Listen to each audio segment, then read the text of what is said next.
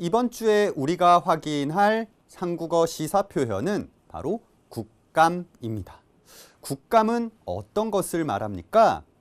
국감은 국정감사라는 말을 줄여서 한 단어입니다. 국정감사는 그럼 어떤 것일까요? 네. 국회라고 하는 기관이 있죠. 국회는 국가를 구성하는 권력기관, 3개의 권력기관 중에 하나인데요. 국회는 사람들이, 국민들이 투표를 통해서 대표자를 뽑아서 그 대표자들이 국회에 모여서 법을 만드는 역할들을 하죠. 그 국회가 다른 기관들, 행정부, 사법부, 입법부라고 하는 다른 국가의 기관들이 어떻게 일을 하는지, 일을 잘하는지 못하는지, 문제가 있는지 없는지 검사하는 것을 말합니다.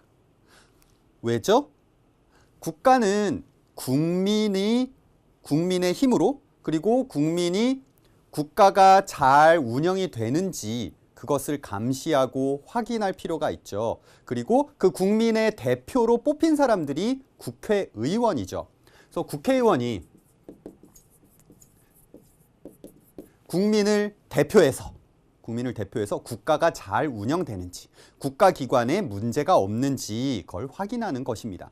그래서 그 자체가 국회의 역할, 아주 중요한 역할 중에 하나라고 합니다. 국회는 법을 만들기도 하지만 국가 운영이 잘 되고 있는지 여기 말하죠. 감시하고 비판하는 역할을 하게 됩니다. 그리고 그것은 헌법에 나와 있습니다. 국회가 해야 되는 일로서 헌법에 보장되어 있는 거죠. 그래서 국정감사를 할 때 어떤 대상들을 국정감사를 합니까? 라고 하면 국가기관이 가장 대표적인 것이지만 국가기관뿐만이 아니라 시도 같은 지역의 행정부가 있죠.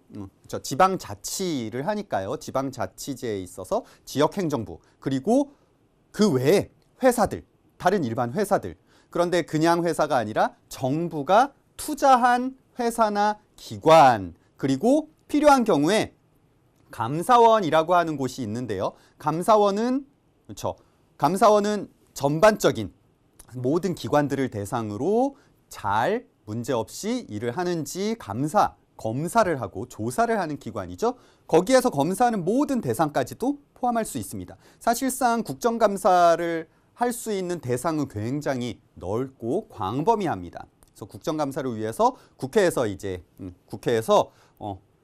서류를 내라고 하거나 출석해서 청문회를 하거나 이런 것들을 요청을 할 때 이건 법으로 정해져 있습니다. 반드시 협조해야 된다. 그래서 그곳에 나오지 않으면 법을 어긴 것으로 처벌을 받게 됩니다. 그래서 국회가 가지고 있는 굉장히 큰 힘 중에 하나가 바로 국정감사라고 할 수 있습니다.